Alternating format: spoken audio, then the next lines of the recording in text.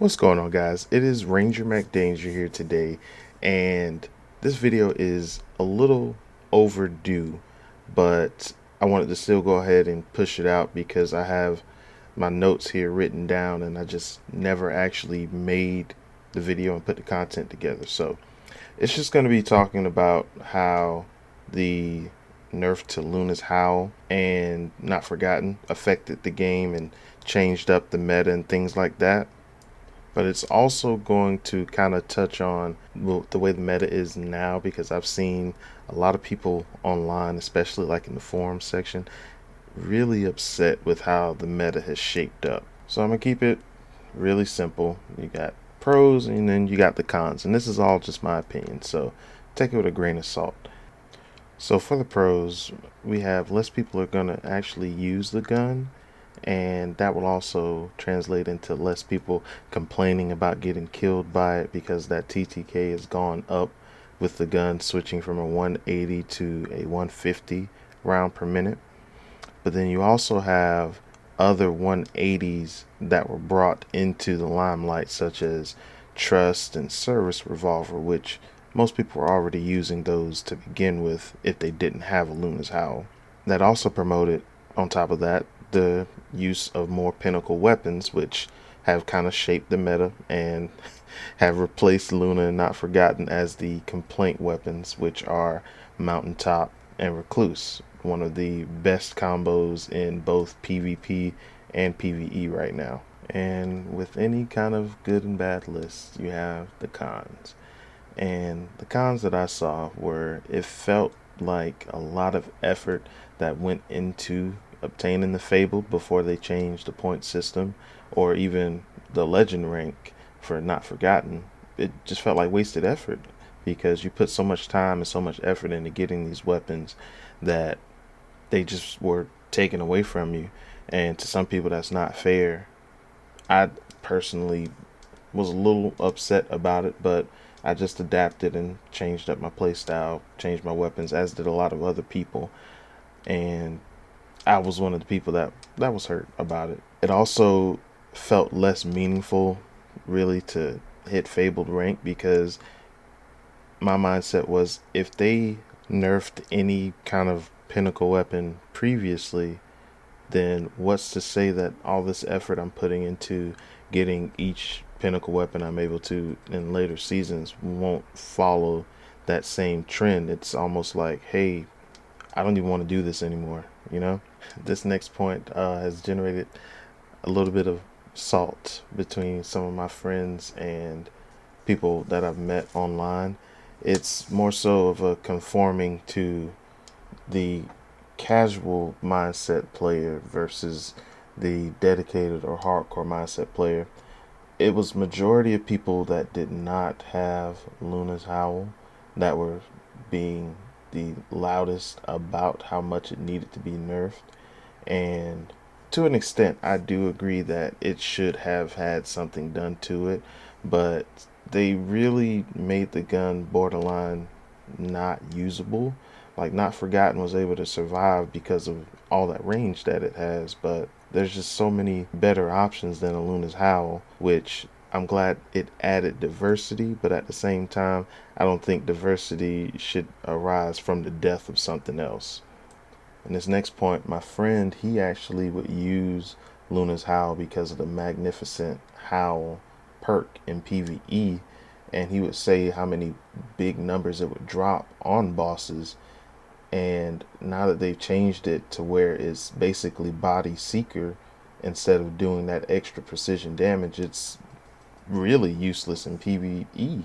Like it actually had some kind of power outside of PvP, which was getting the most complaints. But with that universal nerf, not just in PvP but in PvE as well, it's done. Like you can't even do boss deeps with it anymore.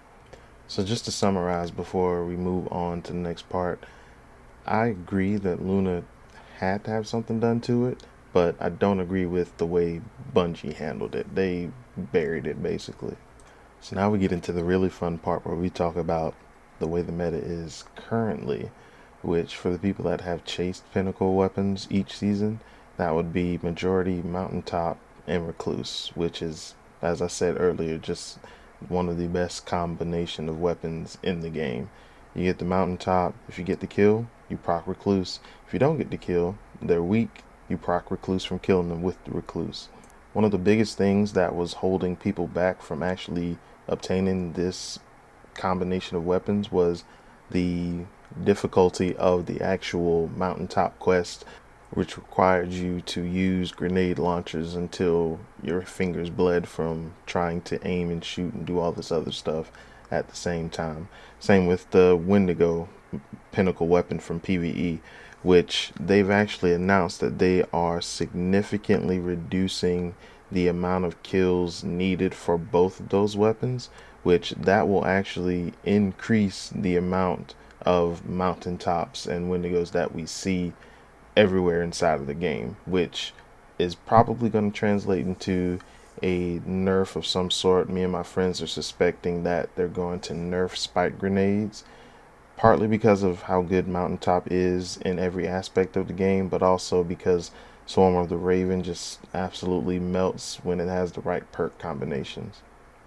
And I'm all for balancing something that's broken, but I really don't think Mountaintop is broken, or as broken as some people make it out to be. The trajectory of it is honestly what makes it a playable weapon, in my opinion. And I would love to see them just hit Spike Grenade itself and not anything with the core functionality of the weapon. And this is only for PvE. PvP, I don't think it's that bad because you can kind of maneuver around it, especially at a distance. I mean, if they're that close anyway, you have an opportunity to use something like an Aaron Till to counter it.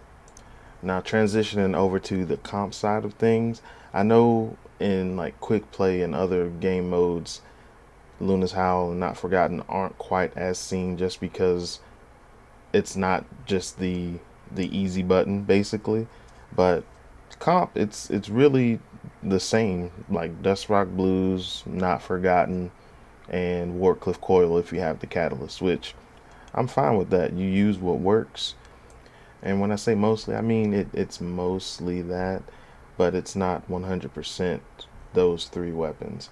The only thing that I see like a staple with, I would give like a percentage of 90 for Titans, is Bottom Tree Striker, which again, it does need to be handled. I don't think they need to kill it, but it definitely needs to be reined back in a little bit, especially with all the different nerfs and buffs that they did to other subclasses and classes as a whole across the game. They kind of took a few steps too far with Bottom Tree Striker for comp.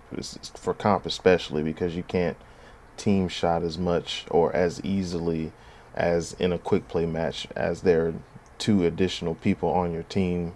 But anyway, that's kind of how the game is right now. I know it was a while after that nerf that I made this video, and I've been meaning to do it. It's just whole kind of crazy stuff, you know, life happens. But we got it out here, and the meta, I kind of like where it is right now. Any big kind of shift is probably going to wait until Shadowkeep comes out, where they just completely change the game with mods and all that. And I'm really looking forward to it from both a PvP and PvE aspect of it, because I recently started raiding again and all that jazz. But let me know what you guys think. If I missed anything, if you had anything you wanted to add, just let me know. Or if there's any particular talking point that you've seen or heard when you're patrolling the game or on the forums, hit me up or leave a message below. And if you haven't already, subscribe if you like what you see. If you like the video, thumbs up. If you didn't, thumbs down. Tell me why. And I will catch you all on the next one.